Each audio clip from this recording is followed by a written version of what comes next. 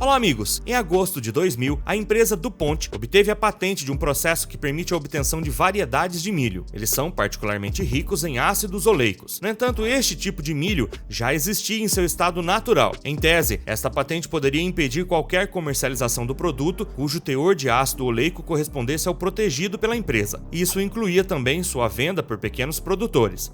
Mas o que é realmente a biopirataria? Trata-se da apropriação de seres vivos e da limitação da sua exploração por meio de depósito de patentes. A biopirataria, portanto, ameaça tanto o trabalho dos pequenos produtores quanto a biodiversidade. Esse fenômeno é muito mais comum em países em desenvolvimento. Na corrida frenética para registrar patentes, eles não são páreo para as grandes empresas dos países ricos. Mas o método da biopirataria representa um perigo para a natureza em si. Para começar, devemos estar cientes de que a biopirataria está presente em muitas áreas. Tanto cosméticos quanto produtos domésticos contêm os chamados ingredientes derivados naturalmente. Isso significa que eles contêm mais de 50% de matérias-primas naturais. A biopirataria vem até nós da colonização. Os impérios então saquearam os territórios que ocupavam. Café, açúcar e cacau são produtos diretos dos países colonizados. De fato, a África, a América do Sul ou a Ásia foram extremamente saqueados pelos países ricos que aproveitaram seus recursos sem parar. Patenteados e exportados, esses recursos levaram a descobertas revolucionárias em muitos campos. No entanto, esses avanços não teriam sido possíveis sem o conhecimento tradicional das comunidades indígenas locais. Eles raramente são pagos ou mesmo reconhecidos por isso. E como a natureza reage a essa pilhagem permanente? Quando recuamos na história, é evidente que as relações entre as populações locais e os investigadores têm sido marcadas por uma forte violência. Assim também é com a natureza. Podemos falar sobre o roubo em si. O conhecimento tradicional também sempre foi abusado. Ainda hoje nos deparamos com esta situação particularmente delicada.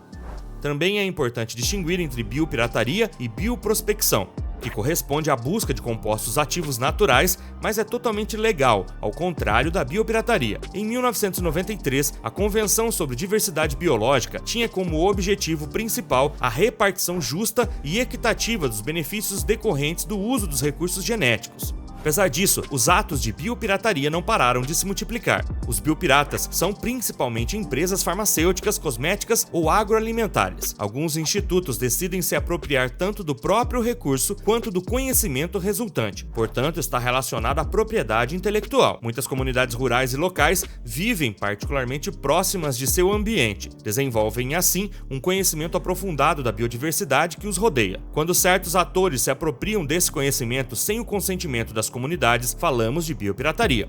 Portanto, não há repartição dos benefícios obtidos com o uso de conhecimento dos povos indígenas. Uma planta tem propriedades medicinais, outras têm virtudes cosméticas. O saber dessas populações é imenso. Eles são considerados informantes importantes pelos cientistas. Na maioria dos casos, eles não são informados sobre os resultados dos projetos de pesquisa. Esse conhecimento, por mais útil que seja, é visto como de uso livre e ao alcance de todos. As empresas tendem a legitimar o depósito de patentes com base no dinheiro gasto. Poucos avaliam o valor do trabalho coletivo a longo prazo. Esta é uma forma real de injustiça.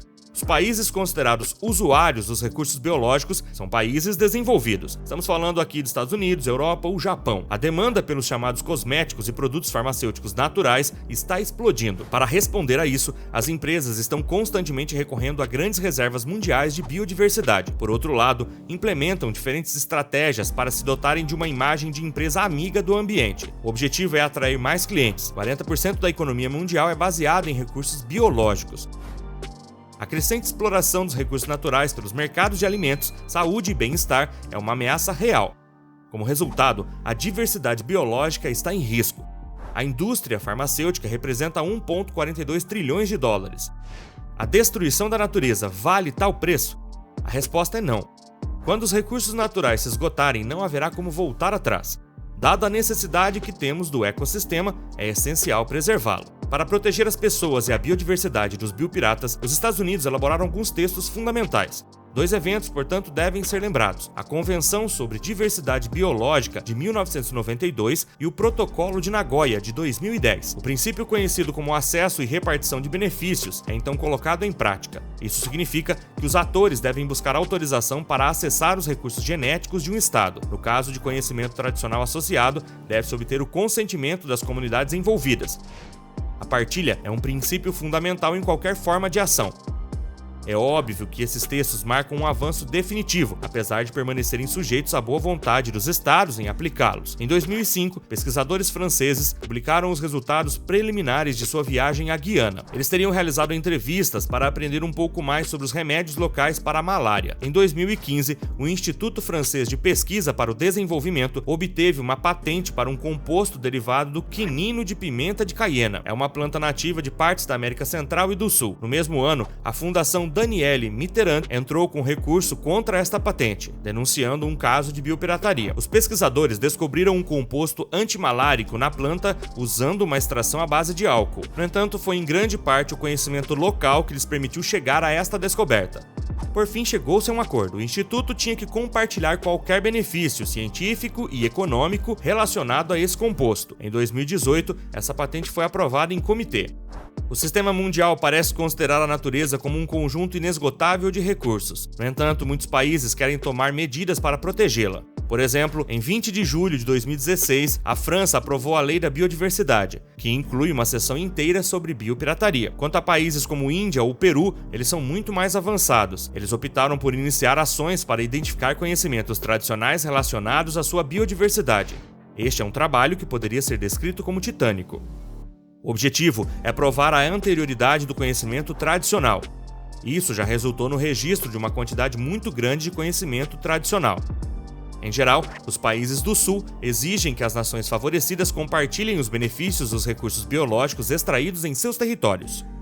A biopirataria é um grande obstáculo à biodiversidade.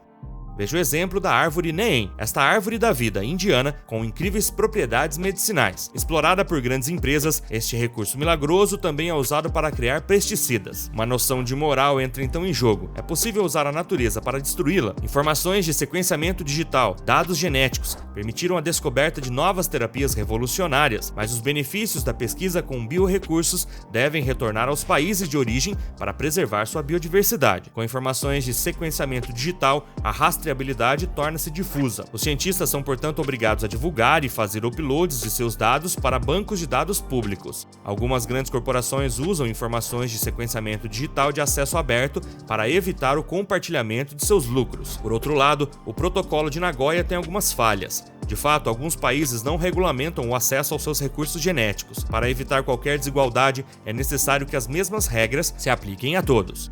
Você sabia que a biotecnologia marinha é um sumidouro de recursos naturais? Os organismos marinhos são geralmente mais especializados do que os organismos terrestres, pois evoluem em um ambiente mais hostil. No entanto, os recursos marinhos podem ter recursos múltiplos. Materiais compatíveis com usos alimentícios ou cosméticos podem assim ser produzidos com base em derivados de algas. Os ingredientes ativos das ostras podem ter um efeito especial na desaceleração do envelhecimento da pele.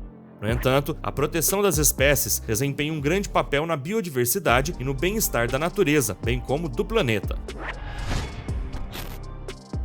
Se você gostou do nosso tema, deixe aquele joinha. Para assistir outros vídeos, lembre-se de se inscrever no canal.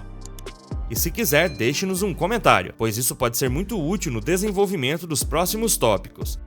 Acima de tudo, ative o sininho de notificações para não perder as novidades. Até breve no ATEC PT!